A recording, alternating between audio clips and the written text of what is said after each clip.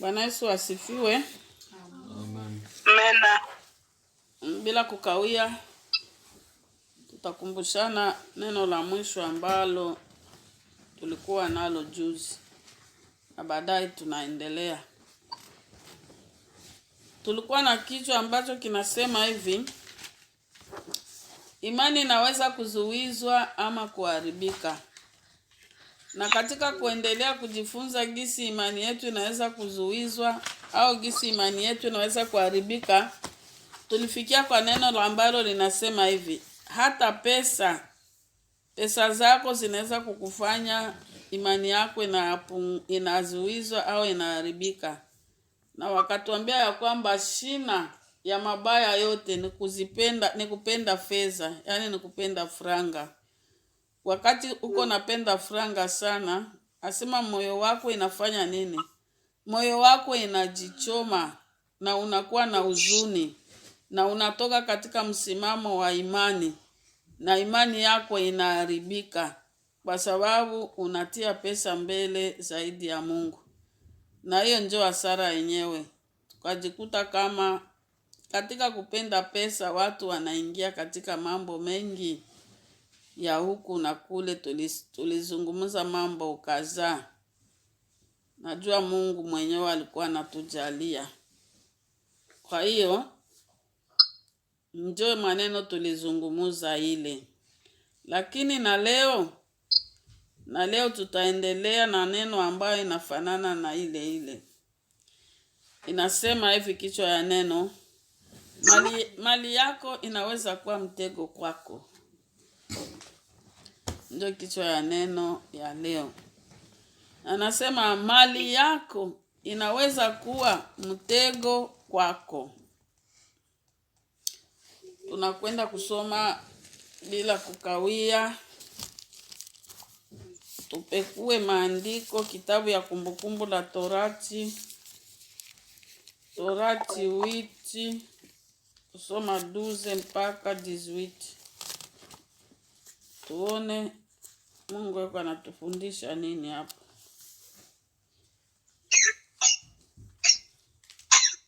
Mali yako inaweza kuwa mtego kwako.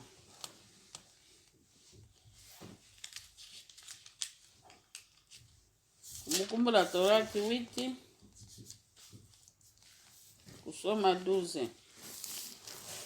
Inasema hivi: isiwe wakati unapokwisha kula na kushiba na kujenga nyumba nzuri na kukaa ndani yao,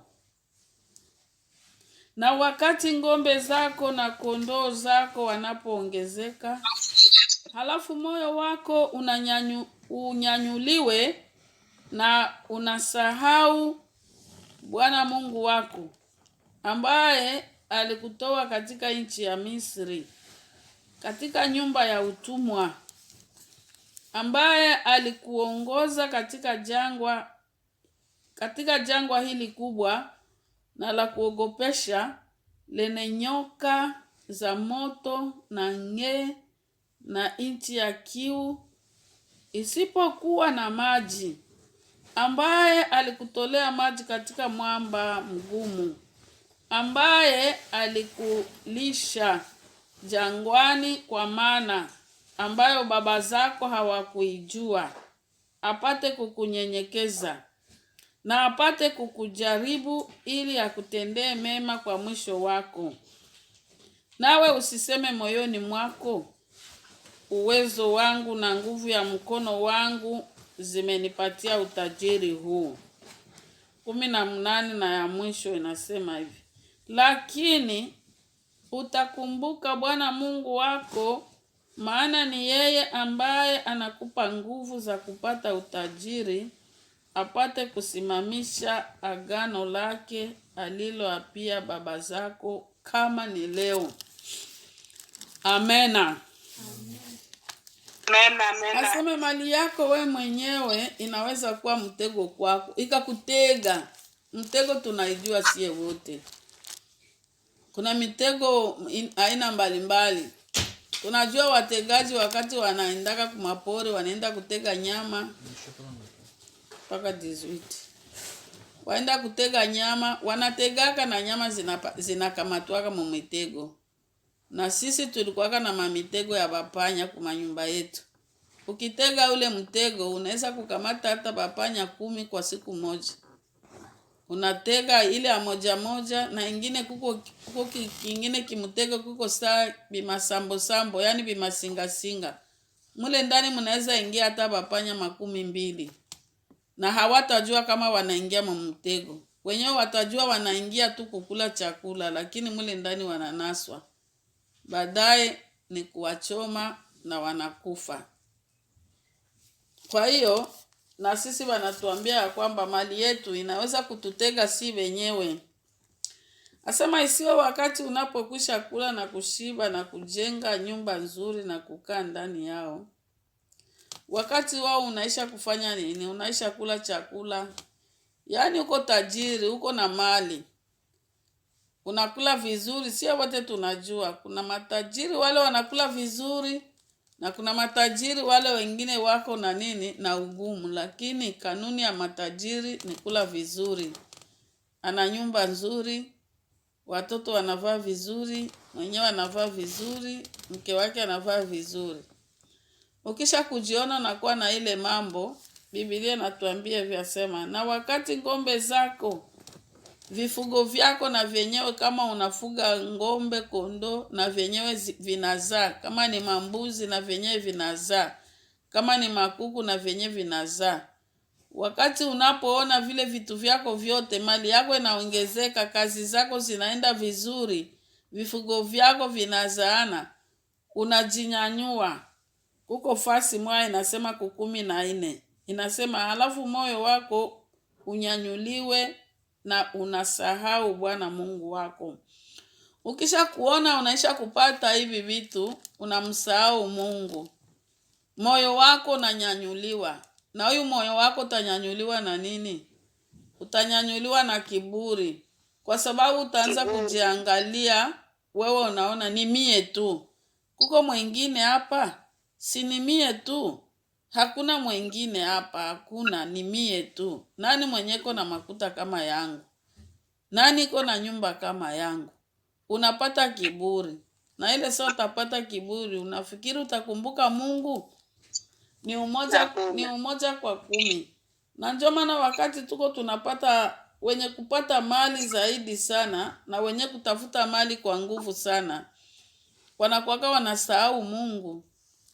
Biblia inatuambia hapa, asema wanakuwaka wanasema ya kwamba ni nguvu yangu, nilitafuta kwa nguvu yangu. Ya muyasikiaka, anaweza kuwa hata ni mwanaume eko namwambia bibi yake, ye bibi mwenye hatumike wala bibi anatumikia pesa kidogo, unasikia namwambia ni mali yangu, ni nguvu yangu, unanisaidiaka kwenda kuzitafuta. Ni nguvu yangu mie, aina yako weye. Wewe uko naikala tu hapa unangoa nikuletee. Acha mimi nifanye mali yangu gisi mimi nataka mimi mwenyewe. Huyu mtu anapandwa na kiburi, anajiinua kujua kusema yeye ndio mwenye anazitumikia. Tayari hii inaisha kwa mtego kwake. Kwa sababu maneno yenyewe ataanza kusema itatoka na majivuno. Kule kutatoka majivuno, kule kutatoka kiburi. Habilingane na maneno ya Mungu.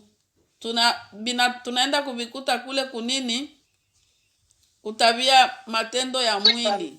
Njo kule kuko kiburi, njo kule kuko majivuno. Na wanatuambia hapa watu wa hii aina, mbinguni, ufalme wa mbinguni hawawezi kuingia amo. Kumbe tujiazari. Si tuko tunalomba na tuko tunapenda Mungu afanye na atupatie utajiri. Lakini tukumbuke, wakati tunapata kidogo, Mungu sawa vile gisi tuko hapa. Tuko mu manyumba ya kupanga, na Bulaya niko na bupenda. Bulaya hata uze parcele ndugu yangu.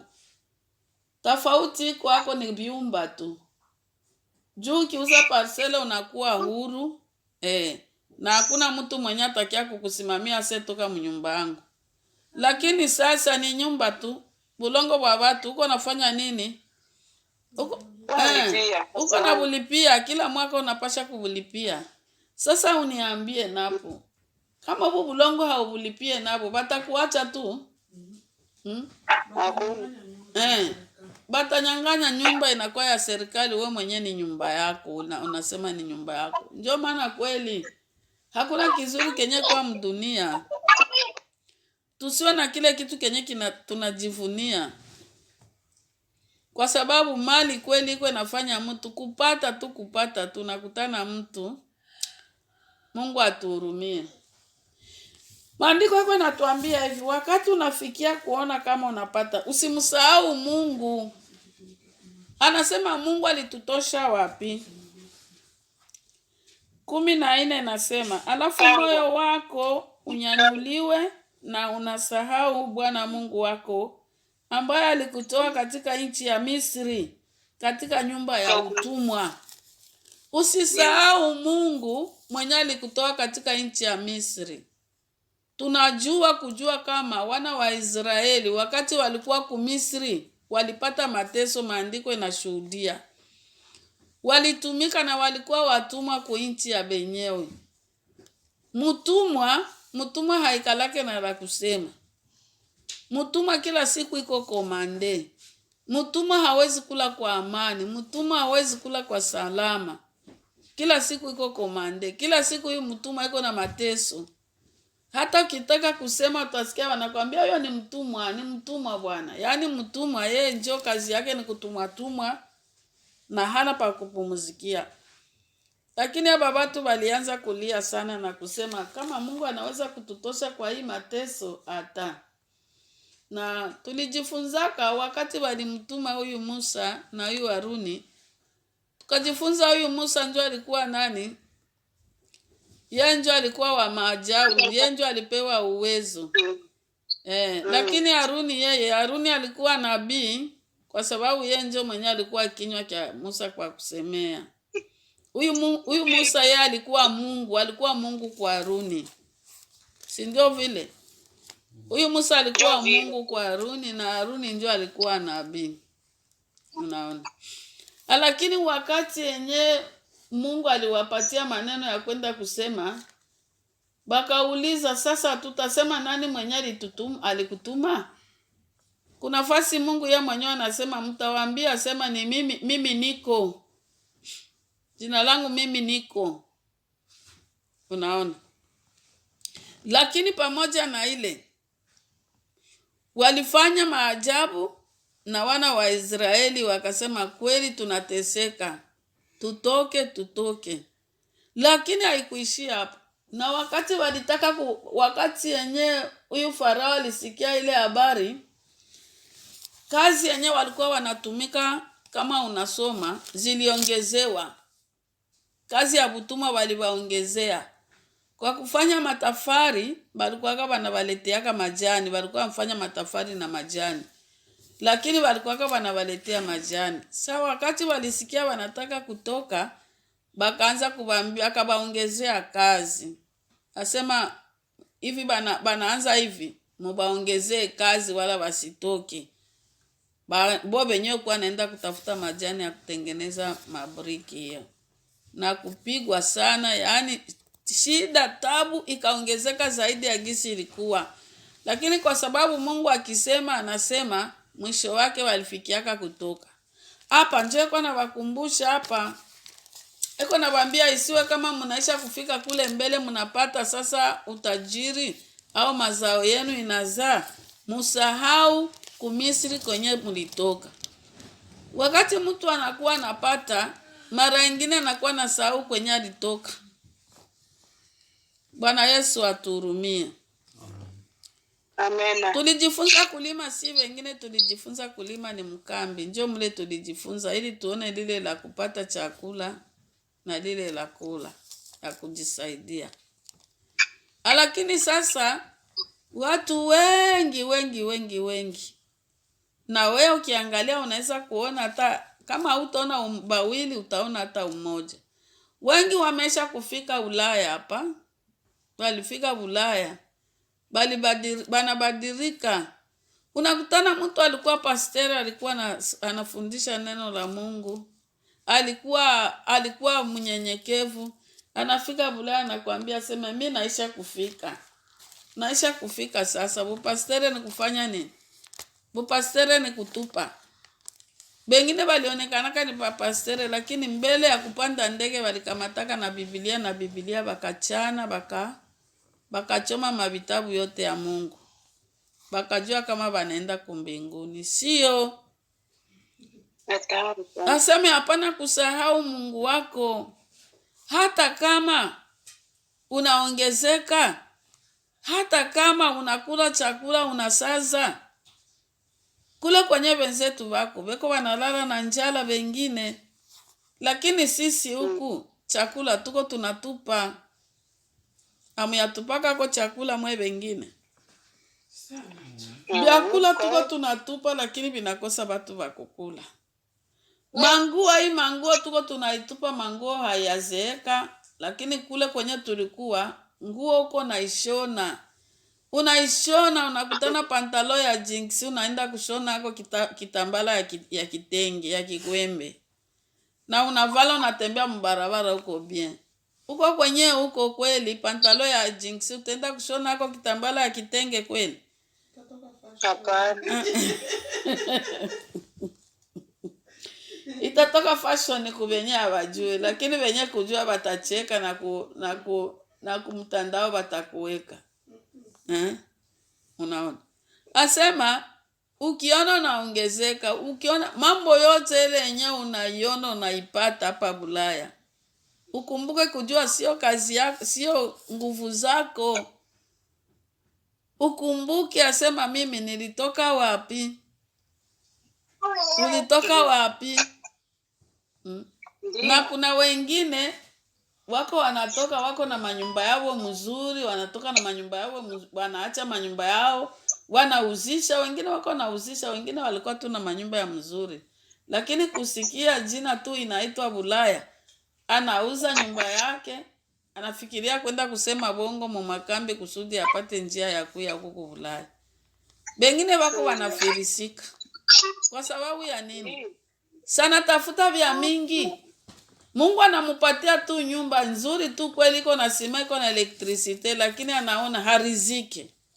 Afadhali aende kutafuta vya mingi, afadhali aende kutafuta vya mingi. Na hiyo ndio makosa. Ukishafanya vile unaingia ndani ya nini? Ndani ya mtego. Anakuambia 15 inasema hivi: ambaye alikuongoza katika jangwa hili kubwa na la kuogopesha lenye nyoka za moto na nge na nchi ya kiu isipokuwa na maji, ambaye alikutolea maji katika mwamba mgumu. Aliongoza wana wa Israeli katika jangwa, lakini sasa leo tuko tunasema habari iko kwetu. Wana wa Israeli nakuwa ni mfano, lakini maneno nakuya kwetu. Kumbuka gisi Mungu alituongoza. Siye bote gisi tuko tunajifunza kwa wale wenye wako Amerika, sijui Australia, sijui Europa. Tulipita wapi? Tulipita mu situation magumu sana. Wengine walipitia mu makambi. Makambi mnakula maharagi sio hivya. Bwana fanya migomo. Mnatukano, mnazarauliwa. Unakutana wenye walikuwa mbele, wakati ingine unapokea bunga haina mafuta. Unapokea mboga, mnaipanga paka na jina seni masikio ya kabila. Kwa sababu aseme haivye. Ingine banaita sema shindikana. Bengine walikuwa wanamuanga. Bengine watoto walipata buaki. Nani mwenye hakuona shida ya mkambi? Ikiwa kama kuna wenye walinunua gari mkambi, ikiwa kama kuna wenye walinunua mamoto mkambi mule, uwachunge saa ya kupokea. Uwachunge saa ya kupokea kumapokezi wa mkate kikopo kia bunga, au wampunguze kopo ya mafuta. Amkuwa mnasikia? Bakupunguze tu kopo ya mafuta, usikie kisuta lalamika kule. Njoo kushangaa kuangalia mbona huyo yuko na magaze analilia tu kakopo ka mafuta. Hakuna kurizi? Hakuna kurizi. Sasa tukumbuke shibe ingine. Yaani bomu ilipitaka, sijui ile bomu mai, kumbe haikalake na sambua bomu. Ilipitaka tu pembeni ya mtumbu hivi. Inapita pembeni ya mtumbu jui, iliingia mule ndani wala haikurepukaka. Bali tufululiza mama sasi lakini haikutukamata. Tukafika kukikilima kimoya kiko pale Bubembe pale kinaikalaka katikati ya mai, wanasemaka ni kikilima kile kia mizimu. Usiku wakati ngine wanasikia watu beko wanaimba, yani ni kia maajabu kile kimlima. Lakini sisi tulienda pale, Mungu alituchunga. Batu beko wanakufa kumacho yetu mumitumbu tunabaona si wengine. Mtu weko nakufa eko anasema. Lakini siye Mungu alitufanya nini? Alitulinda. Alinichunga. Tulitakaka kuzama mara mbili. Ile bomu kwanza ilikuwa ya kwanza, boti ingine ilitaka ile mamitumbo yenye ilitubeba ikatafuta kuzama. Mungu akatuponesha. Boti ya kuvuka Tanzania ilizama, mai inafika mpaka boti inafika mai mpaka katikati. Kila mtu anaanza kuimba baokovu, wanaanza kuimba bauzubilai, wanaanza kuita bauzubilai, yani kila mtu anaanza kuomba mulugha yake. Hatungelifikaka. Sasa tufike hapa. Tulale munyumba ya elektrisite. Tutembee mubarabara ya gudron. Na sisi tunamsahau Mungu. Hapana kumsahau Mungu, Biblia inatuambia ukumbuke kule walikutosha. Mkumbuke bandugu kwenye tulitoka. Na wengine watasema mbona si hatuyafika Bulaya tukingaliki mwa hii mateso. Ndio, mateso huko msafari. Ukilipokea ili neno la Mungu kwa nguvu bila kuangalia, bila kutafuta mali kwa nguvu, na wewe utakuwa unarizika, na Mungu atakusaidia hata kama Bulaya haukufika. Pale ulipo Mungu atakusaidia. Bwana Yesu atusaidie sana. Amen. Tunakwenda kusoma kitabu ya Luka 10:22.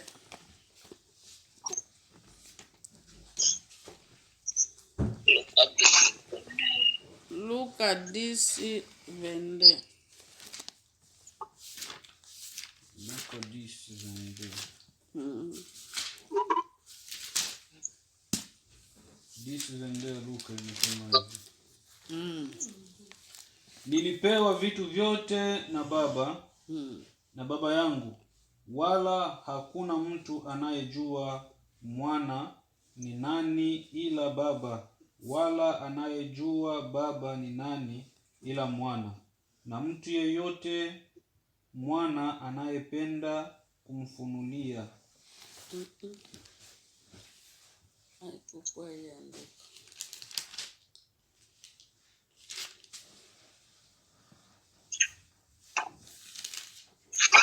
Soma Petro wa kwanza 1:18. Niliandika makosa hapa, ilikuwa Luka, sijui kama ilikuwa ni Mathayo.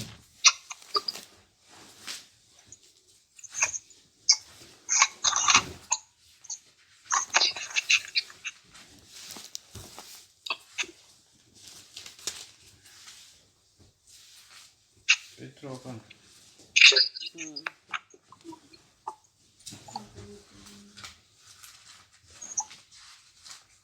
Petro wa kwanza ngapi? Petro wa kwanza 1:18. Petro wa kwanza 1:18.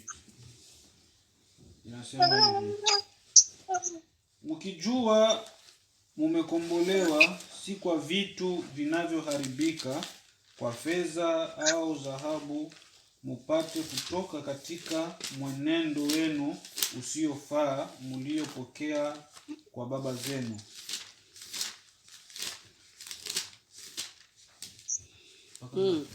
Ni 18 tu. Anasema mkijua mumekombolewa si kwa vitu vinavyoharibika, kwa fedha au dhahabu, mupate kutoka katika mwenendo wenu usiofaa mliopokea kwa baba zenu. Asema neno la Mungu linatuambia, linatukumbusha, kama ulijua kama ulikombolewa. Ulikombolewa ni kwa damu ya thamani, si kwa vitu vinavyoharibika, wala si kwa fedha, wala si kwa furanga, wala si kwa dhahabu, ili mupate kutoka katika mwenendo wenu usiofaa mliopokea kwa baba zenu. Neno la Mungu liko linatuambia tujue gisi tulikombolewa. Hatukukombolewa juu ya vitu vya kuharibika.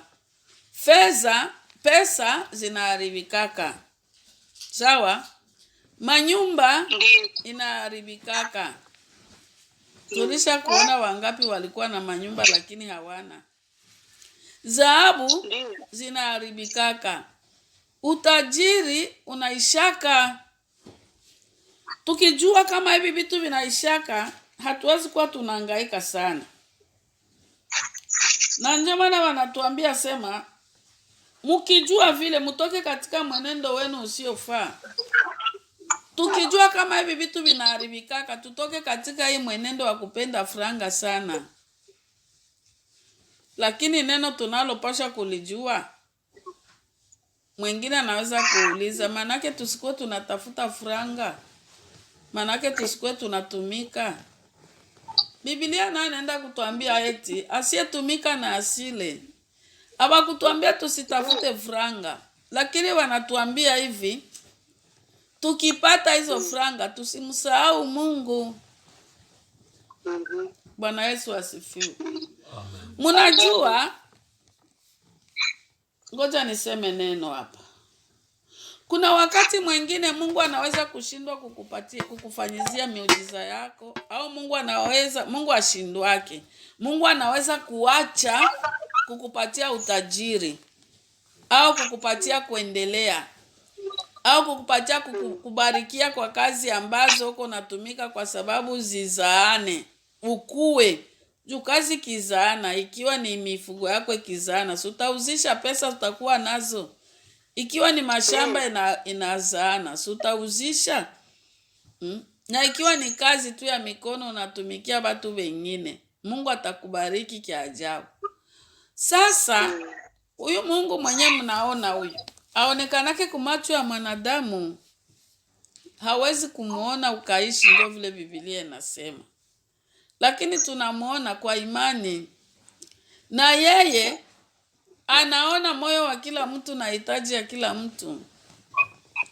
Na njoo pale tusiwe tunajidanganya. Unaweza kuwa unatafuta utajiri au unapenda kazi yako endelee. Kitu kenye kuwa hako, Mungu anaangalia kwanza ni kiasi gani unampenda.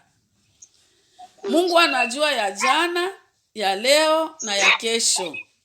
Anaangalia naona, huyu mama ananiomba sana. Anafunga bifungo sana.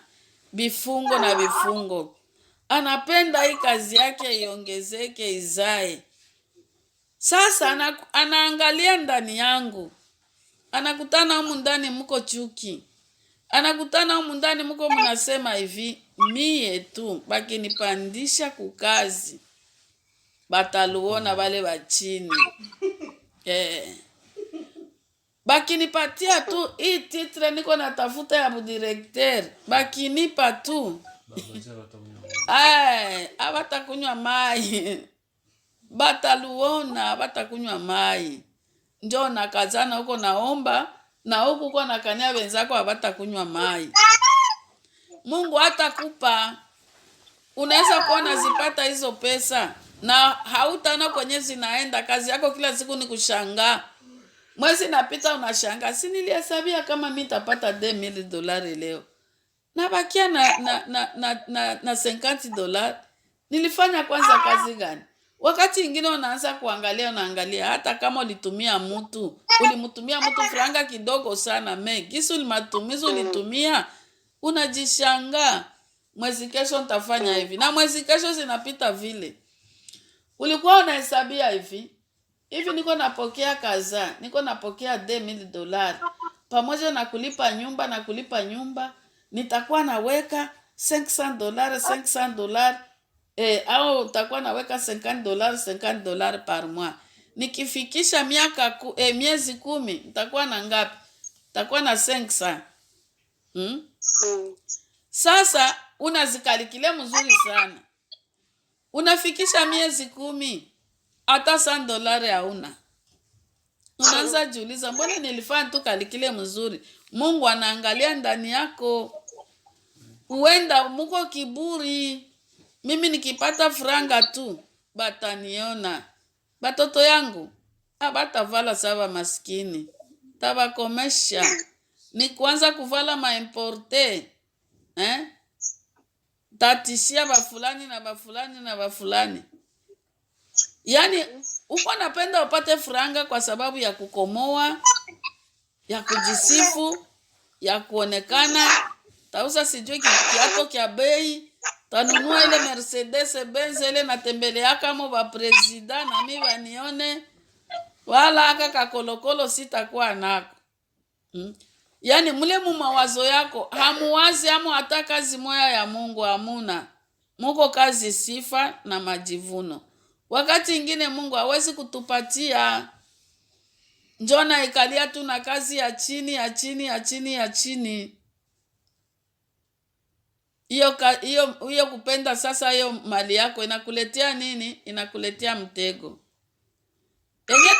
Itakuwa nini? Ni kuanza kusema mbone walisemaka, sina maandiko inasema ukiomba utapewa. Taingia tuliombaka. Na imani yenyewe ni kuiacha tu. Mungu iko na wale wenye anabapatiaka. Alisema kila mwenye ananiomba nitamupa. Sasa naweka hapo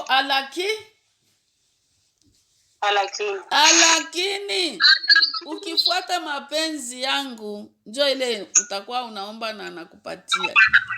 Tusisahau kama wakati uko naomba mali, wakati uko naomba vitu vyako vifanikiwe, shamba yako, mazao yako, vifugo vyako, usisahau kama Mungu wako anaangalia mawazo yako, aone uko nawaza nini. Mimi siwezi kujua, we hauwezi kunijua bila niko nawaza, wala mwenzako hawezi kujua bila uko nafikiri au bila uko napanga, lakini Mungu atajua mpango uko napanga. Njoo nakutana nauza manguo haikawie na kuisha.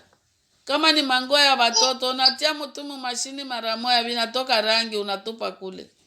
Kumbe bienye uko napanga weye biko tofauti na bienye Mungu anataka ukue nayo. Bwana Yesu atuhurumie sana. Amen. Tuangalie huyo Luka sasa 12:15.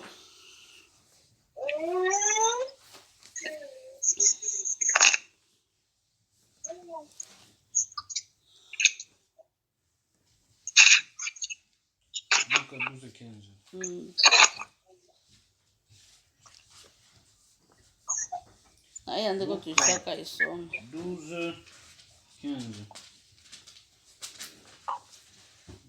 12:15 nasema hivi.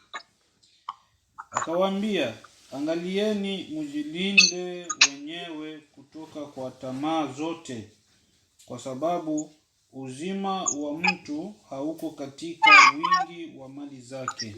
Simama. Asema ujiangalie wewe mwenyewe. Ujilinde wewe mwenyewe kutoka tamaa za pesa. Hapa tuko tunaongelelea mali yako naweza kuwa mtego kwako.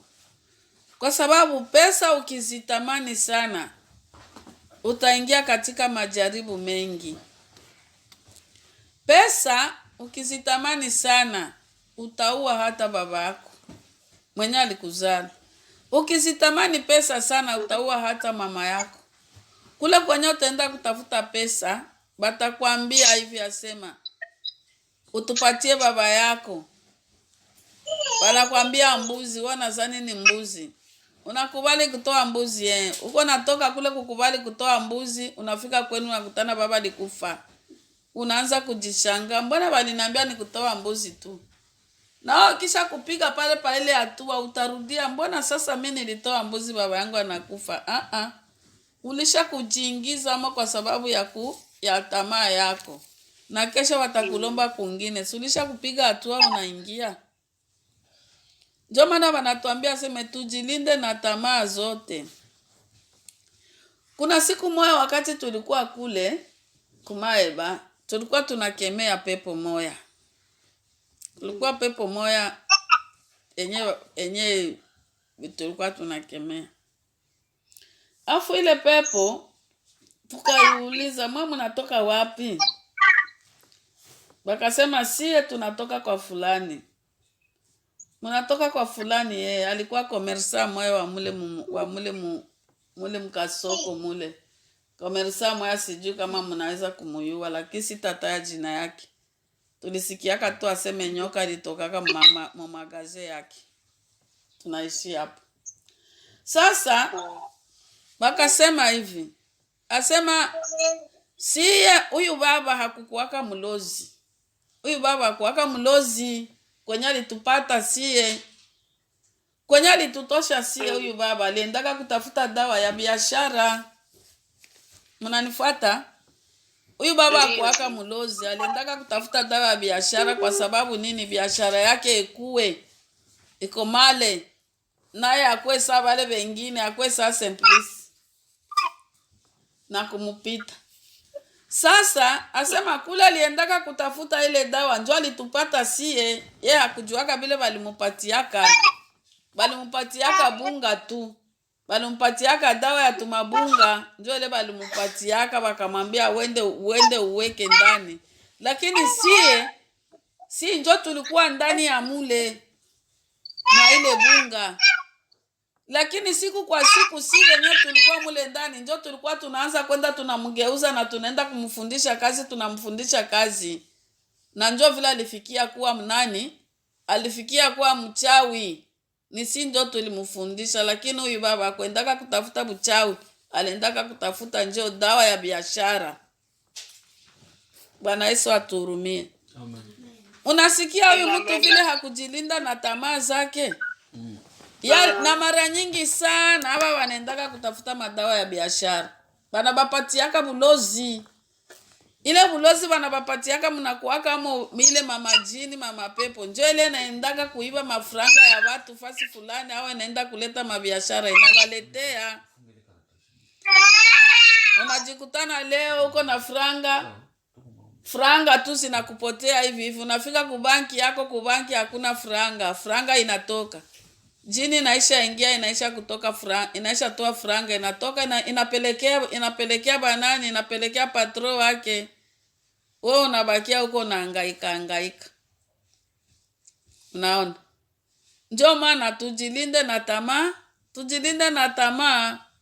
Huyu mwenzetu aliendaka tafuta dawa ya biashara bakampa bulozi.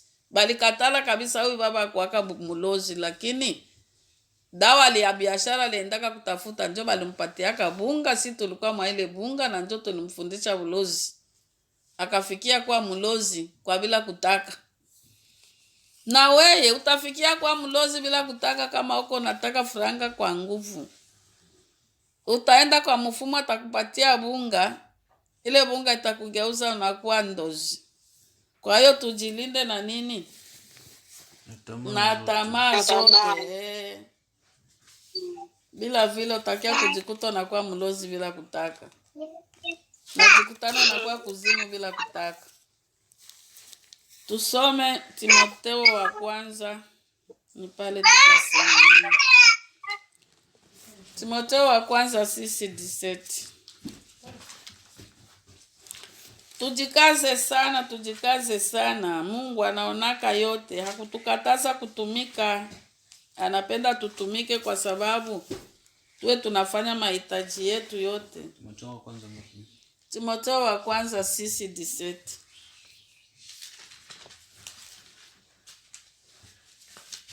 Timotheo wa kwanza 6:17.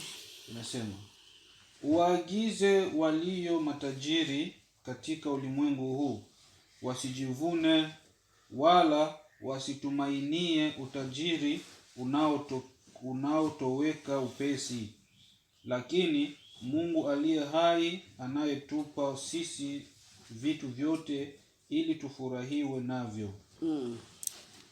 Anasema uagize walio matajiri katika ulimwengu huu wasijivune.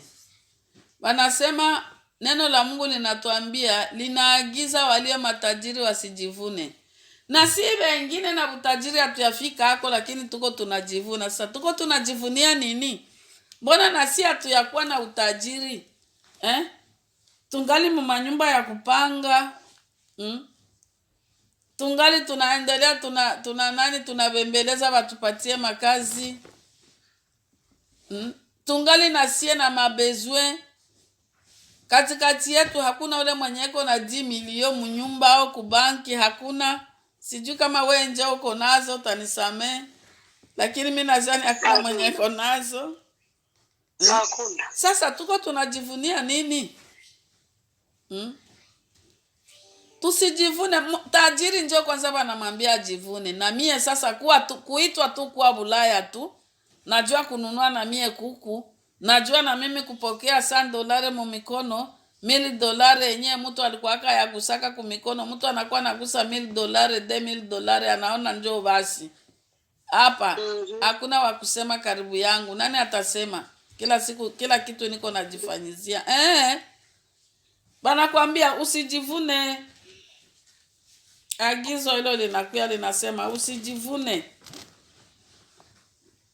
Anasema wala usitumainie utajiri unaotoweka upesi. Lakini Mungu aliye hai anayetupa sisi vitu vyote ili tufurahi navyo. Asema usitumainie utajiri, usitumainie mali yako, usitumainie kazi yenye uko nayo, usitumainie pesa uko nayo kama ni vifugo. Asema hivi vitu vinafanya nini? Hivi vitu vinatoweka upesi. Na mwingine akasema hivi mali ni maua.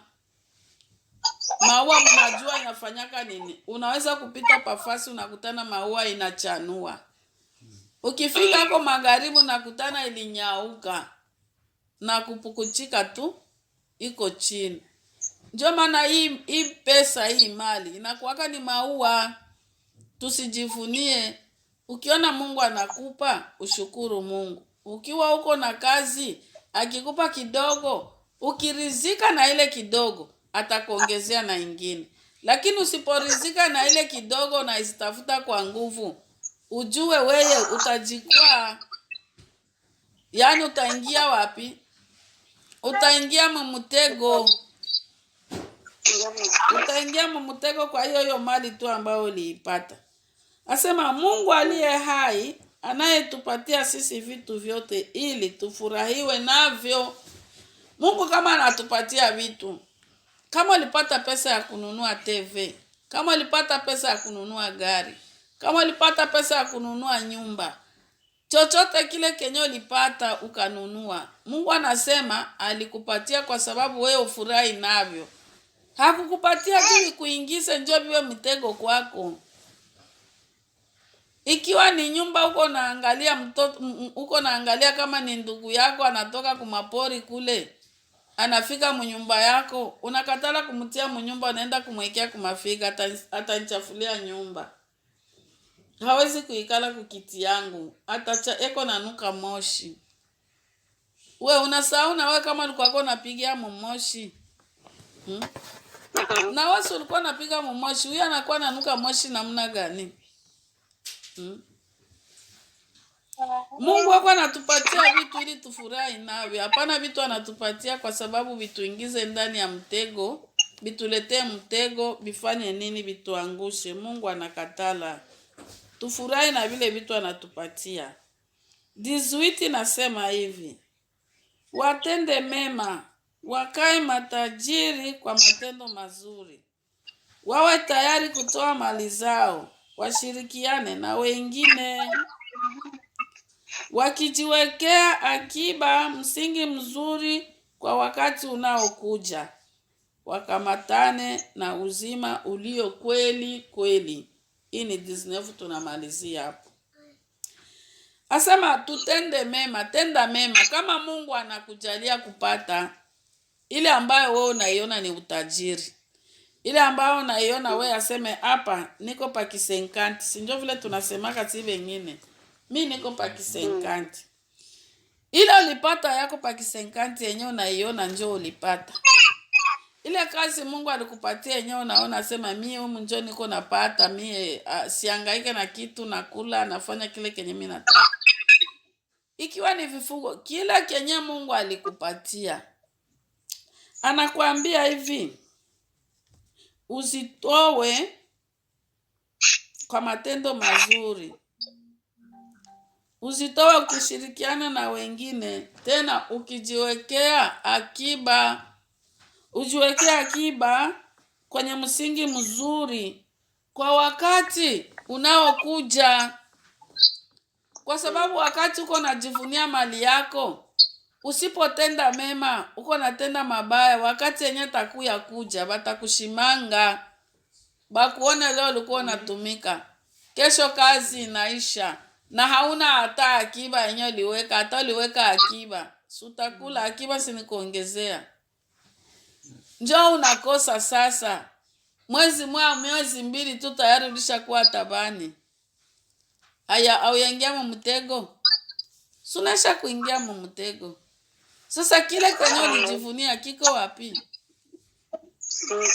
Wakati unapata chochote kile wanakuambia hivi, ujiwekee akiba, msingi mzuri kwa wakati unaokuja. Mia wakati mimi nakosaka, nikikosa kama mimi nakosa kitu, namwambiaka Mungu hivi, mimi siwezi kulala na njala, juu na mimi napatiaka wengine chakula. Nikihitaji chochote kile na mimi nakumbushaka Mungu, mimi namwambia Mungu, na mimi nafanyaka hivi, nijua nini leo mimi nakosa hiki. Na kazi unipatie kazi, juu kinipatia kazi na mimi nitakumbuka bale wenyewe wanakosa. Unajua ukinipatia kazi pesa zangu nazifanyaka nini? Na mwingine anaweza kusema ule mama anatumikaka lakini haikalaki hata na akiba. Hana akiba. Ndio. Sina akiba lakini niko nafasi kwenye nawekeaka akiba yangu. Shida kikuya najua kumkumbusha Mungu na ananifanyizia. Na we sasa unakumbushiaka Mungu kunini? Kumajivuno? Kumaitapo? Kukisenkanti? Jiwekee akiba huko kumbele, itakusaidia. Akiba unajua kule utaiweka, sio mubanki tu. Mubanki kuko kutu na nondo. Wakati uko natoa kwa moyo mwema, unasaidia kwa moyo mwema, sio moyo wa chuki.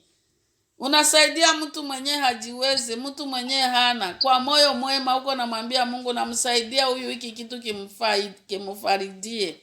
Njoo mule uko naenda unajiwekea akiba.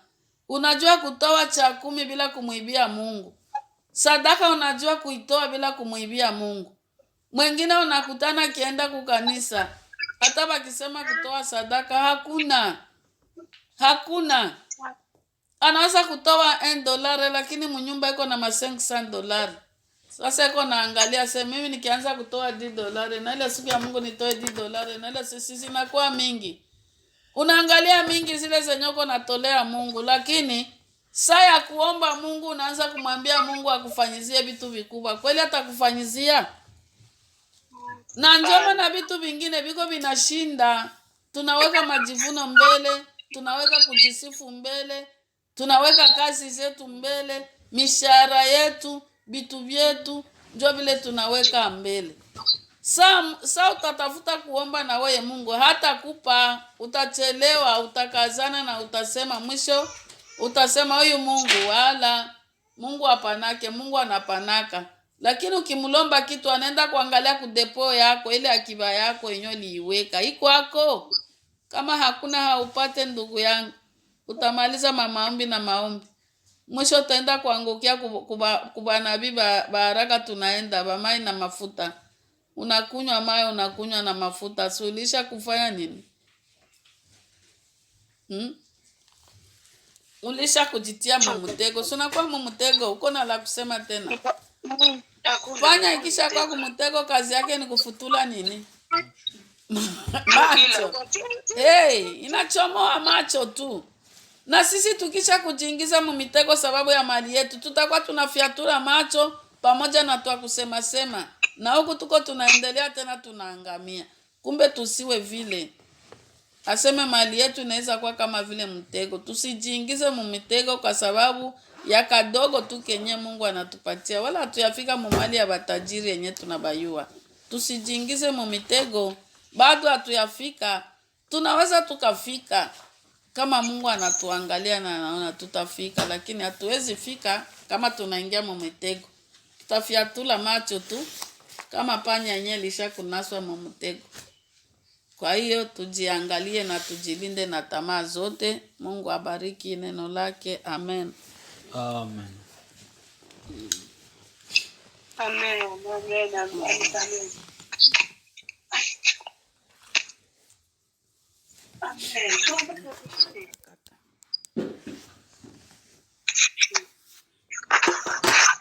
Twende tuombe Mungu azidi kuendelea kutusamehe na tamaa zote za mali.